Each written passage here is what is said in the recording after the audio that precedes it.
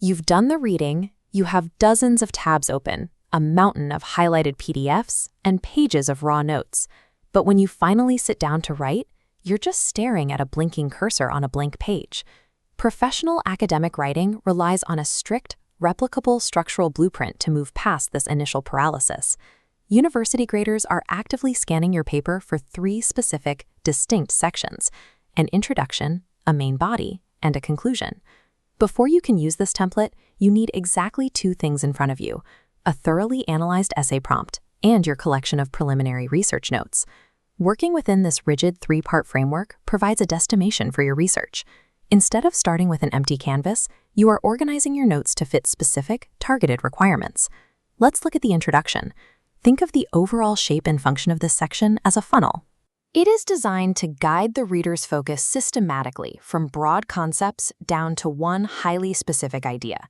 At the wide top of the funnel, you need an initial hook to get the reader's attention, followed immediately by background information that defines the essay's key terms. All of that broad context funnels down to a crucial pivot point at the narrow spout, your thesis statement. The most common error graders see here is a thesis that merely states a fact or points out a topic, rather than taking a definitive, arguable stance. For example, "This essay is about telecommunications" is a factual statement. A strong stance-driven thesis looks like this: "This essay will argue that telecommunications have had the greatest impact on modern life." Right after that strong thesis, you add a statement of purpose.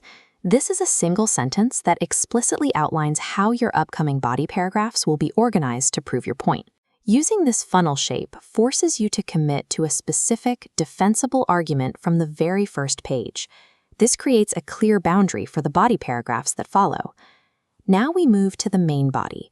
The golden rule here is to strictly assign only one main point or argument to each paragraph. To enforce this rule, build your paragraphs like modular blocks. The foundational top layer is your topic sentence. This explicitly states the single main idea of the paragraph to the reader. The second layer inserts objective evidence. This is where you bring in your research through summaries, paraphrased concepts, or properly cited direct quotes. Next is the critical third layer, evaluation. You cannot just drop a quote and move on. You must provide a critical, evidence-based response explaining exactly how that cited material supports your point. The final layer is the concluding sentence. This explicitly links the paragraph's specific micro-point back to your macro overall essay title. Avoid creating disjointed Frankenstein paragraphs where evidence and quotes are mashed together without logical transitions.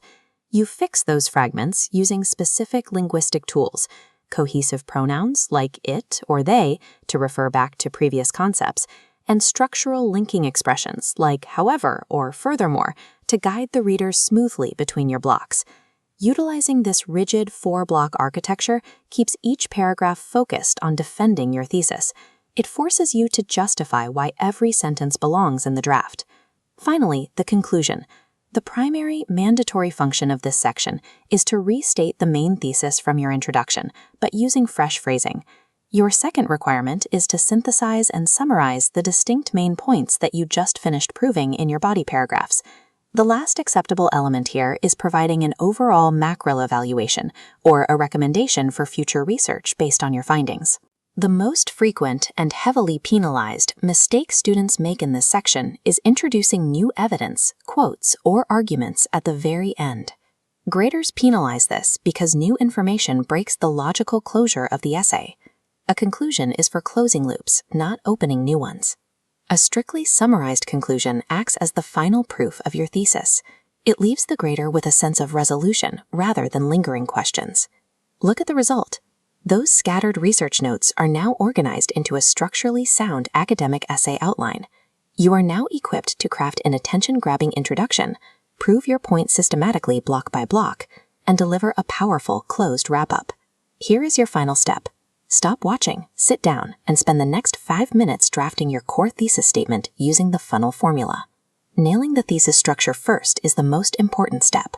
Once you state your argument clearly at the bottom of that funnel, you have a defined checklist for every paragraph you need to write.